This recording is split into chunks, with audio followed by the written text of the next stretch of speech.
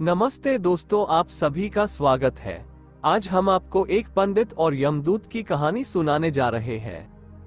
दोस्तों, किसी गांव में एक बुद्धिमान पंडित रहता था। उसका एक दोस्त था जो एक पैर से लंगड़ा था और वह दूसरे गांव में रहता था। एक दिन वह ज्ञानी पंडित अपने बचपन के दोस्त से मिलने के लिए घर से निकला। उसके दोस्त का घर काफी दूर था।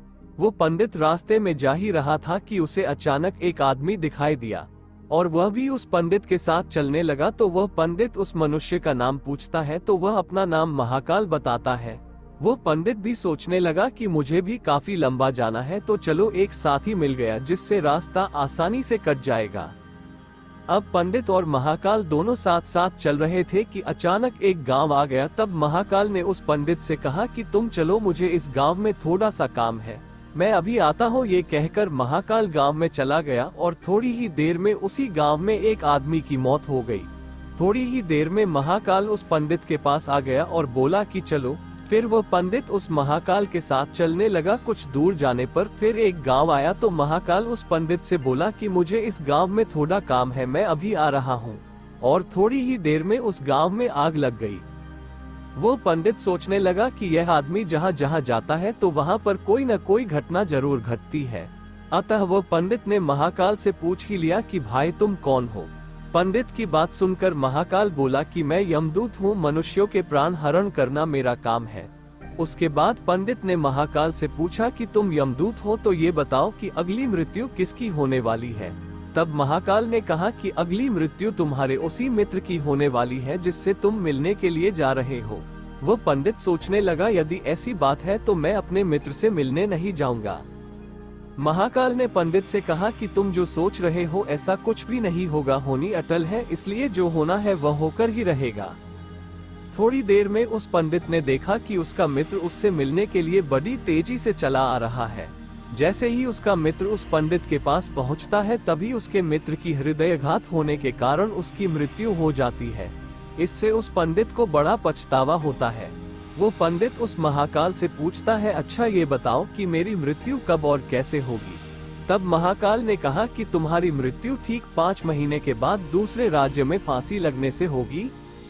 वो पंडित फिर अपने घर गया और सीधे अपने राज्य के राजा के पास गया और पंडित ने राजा से सारी बात बता दी। तब राजा ने राज्य सभा में यह प्रश्न सबके सामने रखा। तब उस राज्य सभा में यह फैसला लिया गया कि यदि ऐसी बात है तो वह पंडित इसी राजमहल में 5 महीने तक रहेगा। राजा ने पंडित के लिए राजमहल में ही व्यवस्था करवा दी। धीरे धीरे समय व्यतीत हो रहा था। उस पंडित को नींद में चलने की बीमारी थी और यह बात उस पंडित को नहीं मालूम थी।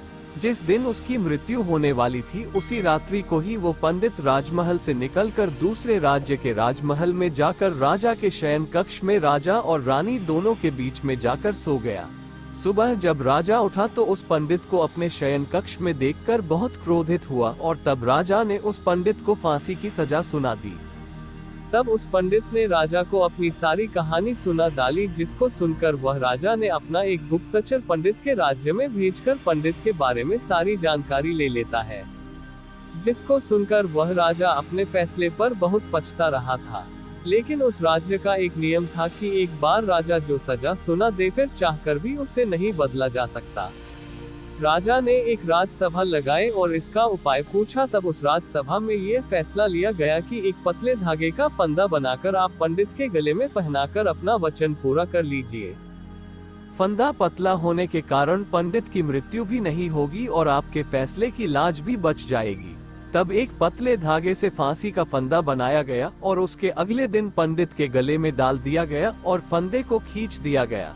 सभी ने ये सोचा था कि पंडित को कुछ नहीं होगा, लेकिन उस पतले धागे की वजह से उस पंडित का गला कट गया और खून तेजी से निकलने लगा। ज्यादा खून बह जाने की वजह से उस पंडित की मृत्यु हो गई।